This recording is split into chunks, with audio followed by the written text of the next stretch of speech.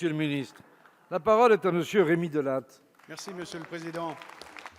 Monsieur le Premier ministre, derrière leur matricule, il y a des femmes et des hommes qui, formant nos forces de l'ordre et de sécurité intérieure, doutent.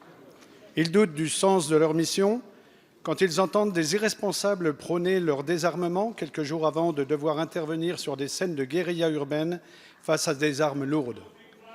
Ils doutent de la reconnaissance de la société quand ils font l'objet de procès très injustes, en violence, en racisme, en inaction, forcément généralisée. Quand dans le même temps de leur ministre, ils ne reçoivent pas le soutien spontané, ferme et sans ambiguïté qui doit leur être apporté.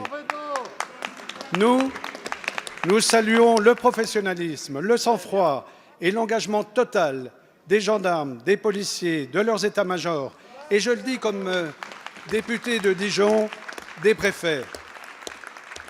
Mais aux côtés du soutien de la représentation nationale, il leur manque aujourd'hui le soutien sans faille de l'exécutif. Un soutien qui doit être moral pour réaffirmer toute la noblesse des métiers de la sécurité intérieure et réaffirmer la permanence de l'état de droit. Un soutien législatif, par exemple en étendant la qualification d'outrage à toutes les injures et atteintes à leur dignité, même publique. Un soutien matériel et financier.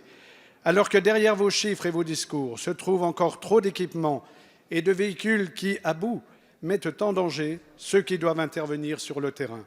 Monsieur le Premier ministre, le soutien du gouvernement aux forces de l'ordre ne doit plus faiblir. Votre ministre de l'Intérieur ne peut plus faillir.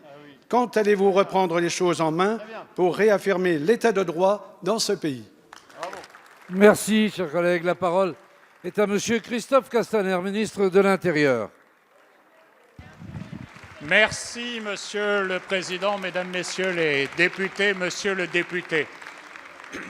Merci de votre engagement fort, clair, net et précis en faveur de nos forces de l'ordre qui, chaque jour, chaque nuit, à chaque instant, répondent présents chaque fois qu'ils sont mobilisés. Et ne doutez pas, Monsieur le député, qu'ils ont le soutien total de tous les membres du gouvernement, à commencer par le ministre de l'Intérieur. Parce que depuis 20 mois que je suis en responsabilité, je n'ai jamais cessé d'être aux côtés des forces de sécurité intérieure. Depuis 20 mois, Monsieur le député, y compris dans certaines manifestations au cours desquelles il faisait l'objet d'attaques extrêmement violentes, je n'ai jamais mis de « mais » à mon soutien. Et je ne me suis jamais retrouvé du côté des manifestants qui les mettaient en cause l'année dernière. Jamais, Monsieur le député. Et je crois que cela n'est pas partagé partout, ici, sur ces bancs. Ce qui est essentiel, Monsieur le député, c'est que ce soutien soit plein et entier. Et ce soutien est exigeant aussi.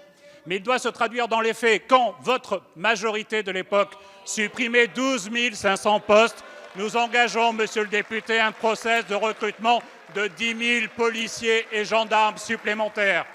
Quand, Monsieur le député, à aucun moment vous n'avez voté les budgets de la sécurité intérieure, alors même que depuis 2017, ils ont augmenté de 1 milliard d'euros, parce que justement nous devons à nos forces de sécurité intérieure de les mettre à niveau de tous les équipements dont ils ont besoin.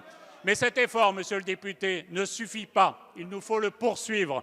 Et je ne doute pas que nous retrouvions tous ensemble dans l'accompagnement du livre blanc de la sécurité intérieure, qui doit effectivement construire cette sécurité de la confiance entre les Français et leur police, mais aussi des moyens significatifs que nous devons leur donner pour les défendre sans cesse, comme je le fais chaque jour. Merci, Monsieur le ministre.